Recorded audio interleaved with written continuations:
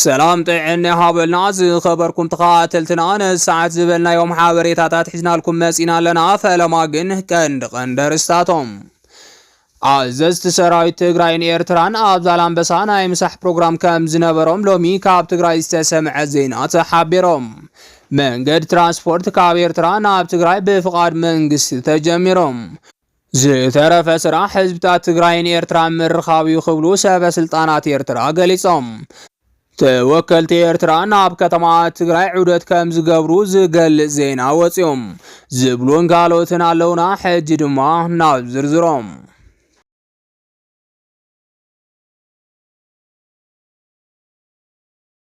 عزز سراويت تግራይን ኤርትራን ኣብ ዛላምበሳ ናይ ምሳሕ ፕሮግራም ከም ዝነበሮም ሎሚ ካብ ትግራይ ዝተሰምዐ ዜና ሓቢሮም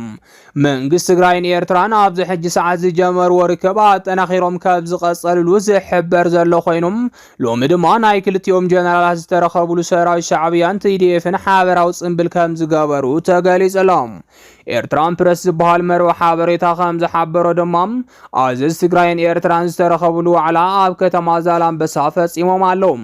ሰራዊት ትግራይ ከምኡውን ናይ ኤርትራ ሰራዊት ዝተረኸቡሉ ኮይኖም ብወገን ኤርትራ ድማ ናይቲ ሃገር ሙዚቀኛታት እውን ተዓዲሞም ምንባሮም ዝረኸብናዮ ሓበሬታ የረድም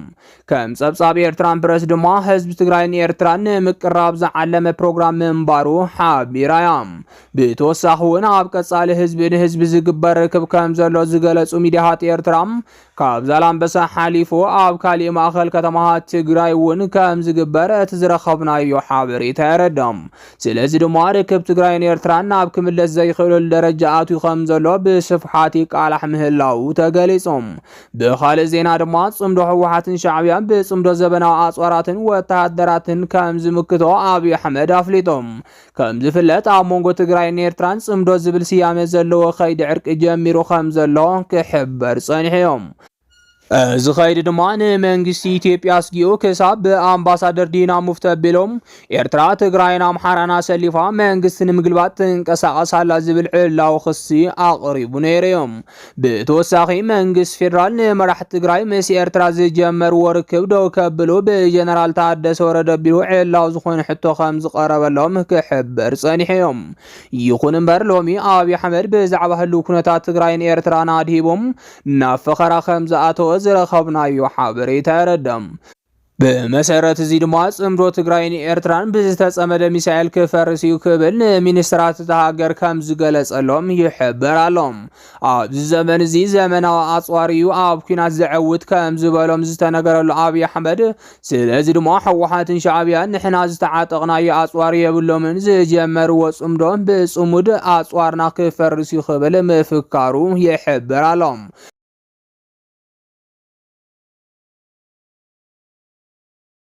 ነዚ ሓበሬታ ዘውፅኡ ምንጭታት ድማ ኣብይ ንኩናት ኤርትራ ወዲኡ ዘሎ ዝብል ዜና የቃልሕሎም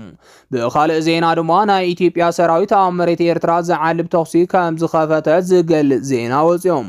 ኣብዚ ሕጂ ሰዓት ሰራዊት ኢትዮጵያ ብኩሉ ግንባራት ምድላው ይገብር ምህላው ክሕበር ጸኒሖም ብፍላይ ሎሚ እቲ ሃገር ብኩሉ ዘዋስንዋ ድንበራት እዚ ሃገር ሓያል ዝኾነ ወተሃደራዊ ምድላው ትገብር ምህላዋ ክቃላሕ ጸኒሖም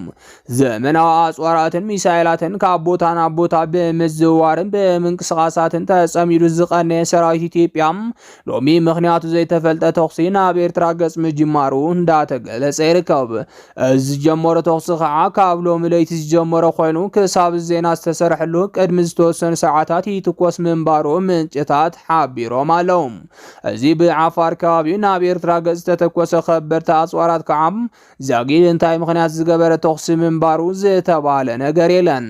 ምንጭታት ካብቲ ከባቢ ወሲኾም ከም ዝሓበርዎ ድማ እቲ ዝተገበረ ተኽሲ ናብ ኤርትራ ገጽ ምንባሩ ኣረጋጊጾም ኣለዉ እዚ ድማ ንኻልኣይ ግዜ ዝተፈጸመ ከም ዝኾነ ይገልጹሎም ቅድሚ ወርሒ ኣቢል እውን ተመሳሳሊ ነገር ኣብ ከባቢ ቡሬ ዝበሃል ናይ ኢትዮጵያ ቦታ ተፈጺሙ ምንባሩ ይዝከር ናይሎም ዝተገበረ ተኩስ ከቢድ መሳርሒ ከዓ ብዝተፈላለዩ ወተሃደራዊ ምንጭታት ዝኾና ሚድያታት እውን እንዳተቃልሐ ምህላው ይሕበር ኣሎ። ኦል አፍሪካ ሚሊተሪ ኒውስ ዝተባሃለ ሓደ መርበብ ሓበሬታ ድማ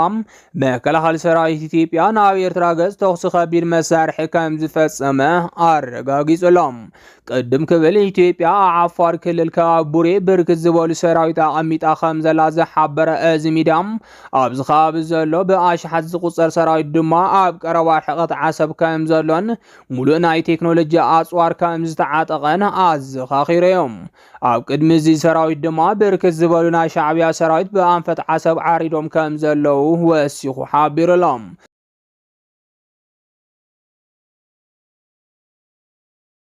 ብኣሽሓት ዝቁፀሩ ሰራዊት ክልቲኡ ሃገር ኣብቲ ድንበር ምዕራዶም ስዒቡ ድማ ንብዙሓት ሰባት ስጋት ፈጢሩሎም ምጽንሑ እቲ መርበብ ሓበሬታ ገሊጹሎም። በዚ መሰረት ድማ ሎሚ ካብቲ ከባቢ ሓደ ዘደንግጽ ዜና ተሰሚዑሎ ክብል ነቲ ዝነበረ ተኩስ ከቢድ መሳርሒ ከም ዝገለጾ እንዳተሓበረ ይርከብ። እዚ ዜና ከዓ ሰራዊት ኢትዮጵያ ናብ ሎም ለይቲ ዘውግሕ ተደጋጋሚ ተኩስ ከበድቲ ኣጽዋራት ከካይድ ከም ዝተሰምዐ ምሕባሩ ስዒቡ እዮም። ከማገላልጻ እቲ ማዕኸን ዜና ድማ ለይቲ ሰዓት 10 ዝጀመረ ብሰራዊት ኢትዮጵያ ክፍጸም ዝጸንሐ ተኩስ ከቢድ መሳርሒ ከም ዝነበረ ገሊጹሎም። ነስዒቡ እውን እቲ ከባቢ ኣብ ከቢድ ወጥሪ ኣትዩ ከም ዘርፈደ ምንጭታት ካብቲ ከባቢ ከም ዝነገርዎ እቲ መርበብ ሓበሬታ ኣቃሊሑ እዩ።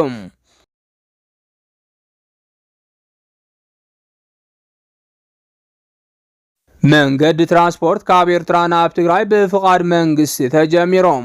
ኣብ መንጎ ትግራይን ኤርትራን ድሕሪ ዝተሰምዐ ናይ ዕርቂ ጻውዒት ኣብቲ ከባቢ ፈጣናት ስጉምታት ይወስዱ ከም ዘለው ክሕበር ጸኒሑ እዮም።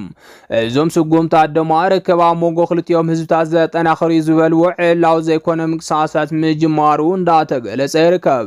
ንስዒቡ ድማ ሎሚ ኤርትራን ትግራይን ዘራኽበን መንገድታት ክፍቲ ከም ዝገበራ ይግለጽ ኣሎ። ድንበር ትግራይን ኤርትራን መብዛሕትኡ ተኸፊቱ ከም ዘሎ ዝተገልጸ ኮይኑም ዛጊ ድማ ሓድሽ ምንቅስቓስ ተጀሚሩ ምህላው እንዳተገለጸ ይርከብ። ብመሰረት እዚ ድማ ድሕሪ እቲ ዕርቂ ምስምዑ ኣብ ትግራይ ሓደሽቲ ሰባት ማለት እውን ካብ ኤርትራ ዝመጹ ኣጋይሽ ይረኣዩ ከም ዘለው ይሕበር ኣሎ። ብርክት ዝበላ ናይ ዓበይቲ ጽዕነት ሸቐጥ ዘመላልሳን መኻይን ኤርትራ ሎሚ ኣብ ትግራይ ብበዝሒ ይረኣያ ከም ዘለዋ እንዳተሓበረ ይርከብ።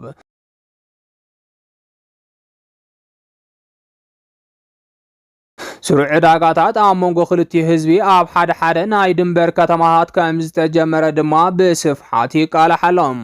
ነስዒቡ እውን ርክብ ትግራይን ኤርትራን ካብ ዘረባ ሓሊፉ ናብ ተግባር ዝተኣተወ ስጉምቲ ከም ዝኾነን ዛጊድ ድማ ብርክት ዝበለ ምንቅስቓስ ከም ዝተጀመረን እንዳተሓበረ ይርከብ። ብተመሳሳሊ ዜና ድማ ዛጊድ ካብ ምንታይ ሕብረተሰብ ከም ዝተወከሉ ዘይተፈልጡ ልዕሊ 3 ዝኾና መኻይን ወኪላት መንግስቲ ኤርትራ ትግራይ ምእታዎም ተገሊጾም። እዞም ወኪላት መንግስቲ ኤርትራ ዝተባሃሉ ሰባት ድማ ኣብዚ ሕጂ ሰዓት ካብ ኤርትራ ተላዒሎም ሽረ ከም ዝኣተዉ ምንጭታት ካብቲ ከባቢ ገሊጾም ኣለው።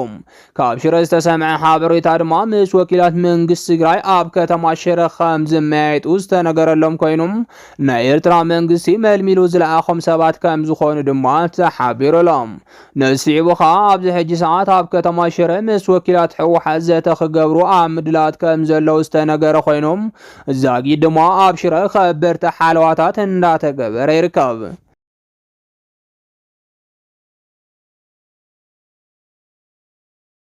ዝተረፈ ስራሕ ህዝብታት ትግራይን ኤርትራን ንምርካብ ይኽብሉ ሰበስልጣናት ኤርትራ ገሊጾም።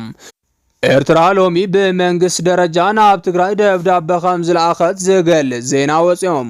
እዚ ደብዳቤ ድማ ህዝቢ ትግራይ ምስ ከባቢኡ ዘዳቦ ማሕበረሰብ ወኪላት ምስ ናይ ኤርትራ ማሕበረሰብ ንምርኻብ ዝዓለመ ትሕዝቶ ዘለዎ እዩ። ብመሰረት እዚ ድማ ህዝቢ ትግራይ ሎሚ ምስ ናይ ኤርትራ ህዝቢ ርክብ ንምግባርን ዋዕላ ንምፍጣርን ዝብል ደብዳቤ ናብ ትግራይ ከም ዝተለኣኸ ዝገልጹ ዜናታት ይወጹ ኣለዎም። እቲ ደብዳቤ ድማ ብቐጥታ ናብ ሕወሓት ዝተለኣኸ ምዃኑ ስዒቡ ድማ ድማ ንብዙሓት ኣገሪሙሎም ትግራይ ዝመርሕ ዘሎ ግዝያዊ ምሕዳር ኮይኑ ናይዚ ፕሬዝዳንት ድማ ጀነራል ታደሰ ወረደ እዩ።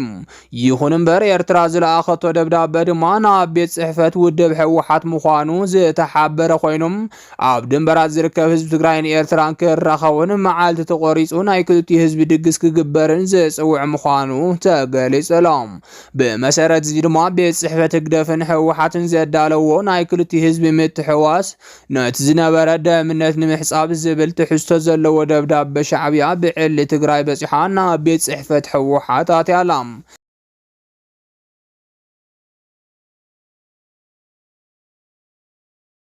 እቲ ዝግበር ህዝቢ ንህዝቢ ርክብ ድማ ካብቲ ቅድሚ ሕዚ ኣብ ምጅማር ስልጣን ኣብይ ዝነበረ ንላዕሊ ክኸውን ዝፅውዕ እዮም። ዛጊድ ድማ ትሕዝቶ እቲ ደብዳቤ ኣወንታዊ ምላሽ ካብ ሕወሓት ክረክብ ትፅቢት ዝግበር ዘሎ ኮይኖም እቲ ኤርትራ ዝፈቐደቶ ትግራይ ኮሪደራት እታ ሃገር ክጥቀም ዝብል መስርሕ ንመራሕቲ ሕወሓት ከም ዘሐጎሶም ዝተገልጸ ኮይኖም ነስዒቡ ድማ እቲ ናይ ሻዕብያ ጻውዒት ኣወንታዊ መልሲ ክህልዎ ትፅቢት ይግበረሎም። ምናልባት እውን ውድብ ሕወሓት ኤርትራ ሒዛቶ ዘላ ናይ ትግራይ መሬታት ብሰላማዊ መንገዲ ክትለቅቕን ዝተጀመረ ዕርቂ ብዘይ ዓንቀፍቀፍ ክቕፅልን ክትገብር ከም እትኽእል ትፅቢት ይግበረላ። ብኻልእ ዜና ድማ ኣብ ኣዲስ ኣበባ መንገድታት ዓፅዩ ምሪት ፌደራል ፖሊስ ከም ዝገበረ ዝተነገረሉ ኣብይም ድንበራት ትግራይን ኤርትራን ክሕልው ምድላዋት ከም ዝወድአ ተሓቢሮም። ትሞሊ ኤርትራ ብወገና ንትግራይ ዝዓጽኦ ድንበር የብለይን ምባላ ደቃ ዝኸሎ ኣብይ ሎሚ ብኣማዊት ኣሽሓት ዝግመቱ ኣባላት ፌደራል ፖሊስን መከላኸሊ ሰራዊትን ናብቲ ድንበር ክልእኽ ኣብ ምድላው ይርከብ። እቲ ኣብ ኣዲስ ኣበባ ዘካየደ ዝኽሪ ምስረታ ፖሊስ ኢትዮጵያ ምክንያት ዝገበረ ወታደራዊ ምርኢት ድማ ንምልዕዓል ሞራል እቲ ሰራዊት ዝዓለመ ምንባሩ ተሓቢሩሎም። ነስዒቡ ድማ ሰራዊት ናብ ድንበር ትግራይን ኤርትራን ንምልኣኽ ኣብ ምድላው ከም ዝርከብ ምስ ኣብይ ቅርበት ዘለዎም ናይ ቤተ መንግስቲ ሰባት ይገልጹሎም። ዝኸበርኩም ተኸታተልትና ነሰዓት ዝበልናዮም ሓበሬታታት ነዚኦም ይመስሉ ነይሮም። ንምክትታልኩም ካብ ልቢ ነመስግን።